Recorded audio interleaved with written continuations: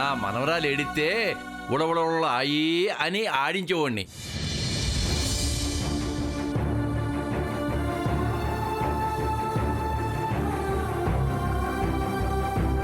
ఎందుకమ్మా ఏడుతున్నావో?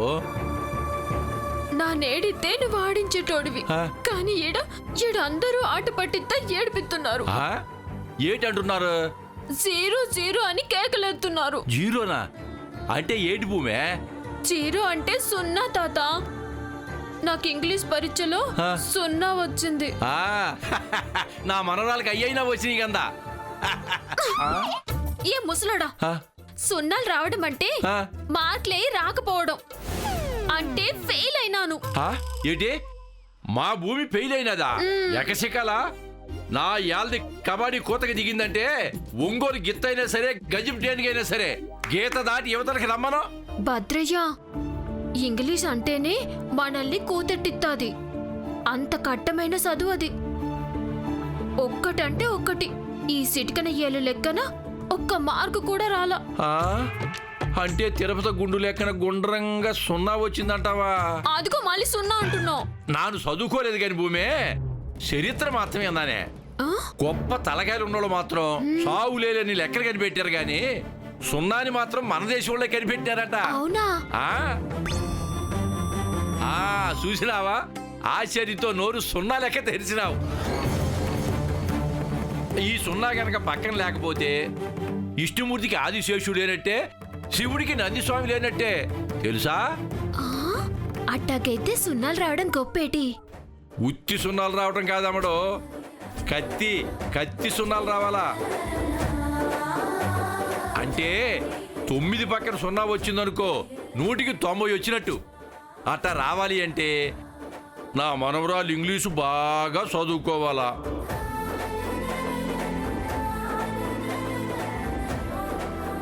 నాకు ఇంగ్లీష్ ఎవరు నేర్పిస్తారు? మా విరాట్ అనే నేర్పిస్తాడు. విరాట్ బాబు నేర్పిస్తాడా? బొమ్మా ఈడ కూర్చున్నావా? ఏడ్చుకుంటా ఉరికినావేమోనని ఆయాసం వచ్చేలా కాలేజీ చుట్టూరా గుండ్రంగా తిరిగినా.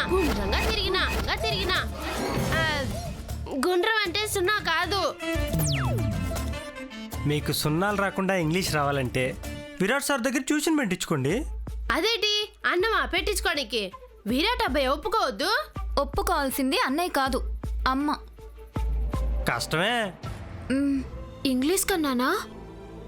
తస్ ఓ పాలు అడిగి చూద్దాం.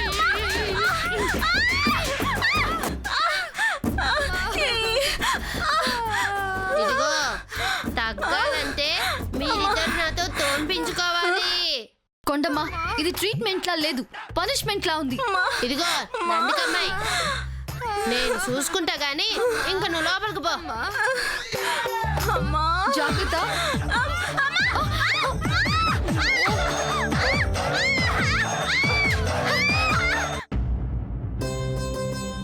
తాతగారండి, మీ కాళ్ళట్టుకొని దండమెట్టిన శనం నుండి నా కాళ్ళు ఒక్క చోట నిలుస్తలేవంటే నమ్మండి.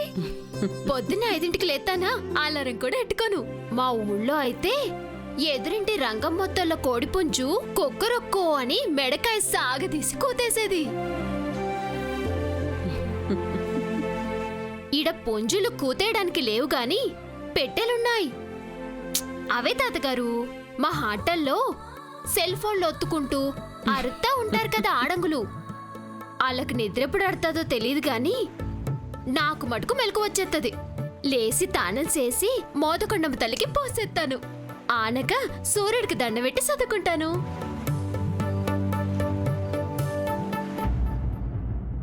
తాతగారండి, నాకు చదువు అంటే పానం.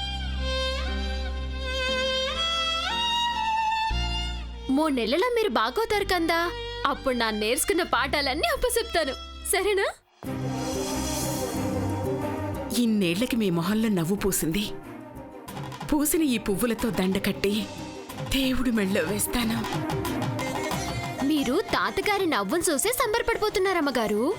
100 రోజుల్లో తాతగారు నాకన్నా ఎక్కువగా మాట్లాడేస్తారు. సకసకమని అటు ఇటు నడిచేస్తారు. అప్పుడే నడకొచ్చిన సంటోళ్ళ లెక్క. ఎంత అల్లరి చేస్తారో అంత హడవడి చేయాలి తాతగారు. అది నన్ను చూడాలా, సంతోషంతో నాట్యం చేయాలా, సంతోషంతో నాట్యం చేయాలా, నాట్యం చేయాలా.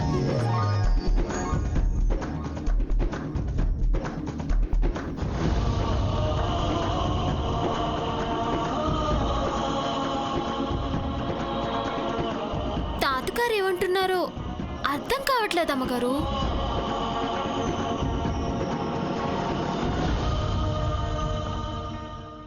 నువ్వు నాట్యం చేస్తానన్నావు కదా భూమి, ఆ మాట వింటే చాలు సంతోషంతో మీ తాతగారి హృదయం నర్తిస్తుంది. గజ్జె కట్టిన వాళ్ళు ఈశ్వరుడికి గుడి కట్టిన వాళ్లతో సమానమని నాన్నగారు భావిస్తారు. తాతగారికి నాట్యం అంటే అంత ఇష్టమా? నువ్వు నాట్యం చేస్తే చూడాలని కోరికగా ఉందేమో. అయ్యో, కబాల్ని అడిగితే నా కాళ్ళు వణుకుతాయి అమ్మగారు. భయమో మొహమాటమో తెలీదు. భయం కాదు, భక్తి. మేమేమనుకుంటామో అన్న మొహమాటాన్ని పక్కన పెట్టి మీ తాతగారి కోరిక తీర్చడానికి కాలికి గజ్జెకట్టు భూలక్ష్మి, కాలికి గజ్జెకట్టు భూలక్ష్మి.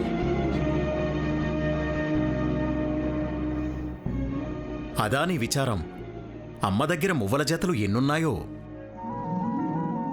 మీ తాన గజ్జెలున్నాయా అమ్మగారు? అంటే చాలా సంతోషంగా ఉంది అమ్మగారు. వజ్రాలు చూసేటోళ్ళు గజ్జెలు చూసుంటారా అనుకున్నాను. కళని ఆస్తిపాస్తులతో కొలవలేం భూమి. ముక్కోటి దేవతలను ఫలపుష్పాలతో పూజలు చేసినా కరుణిస్తారో లేదో తెలీదు గాని ఆ దేవుడి ముందు నాట్యమాడితే తప్పకుండా వరమిస్తాడు, తప్పకుండా వరమిస్తాడు.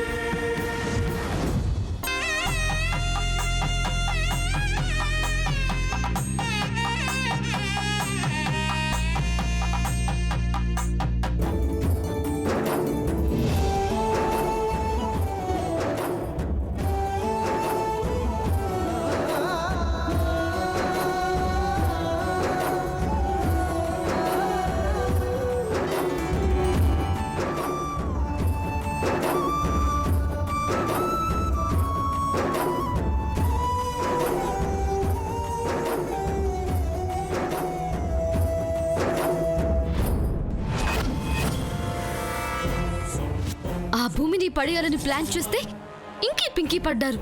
అదేమో ఆయిల్ తీసుకెళ్లి తాతగారి కాళ్ళకి రాస్తూ నాన్నమ్మని బుట్టలో పడేసింది. అది పడితే పళ్ళు రాలిపోయి లైఫ్లో నవ్వడానికి సిగ్గుపడుతుందని అత్తే ప్లాన్ చేసింది.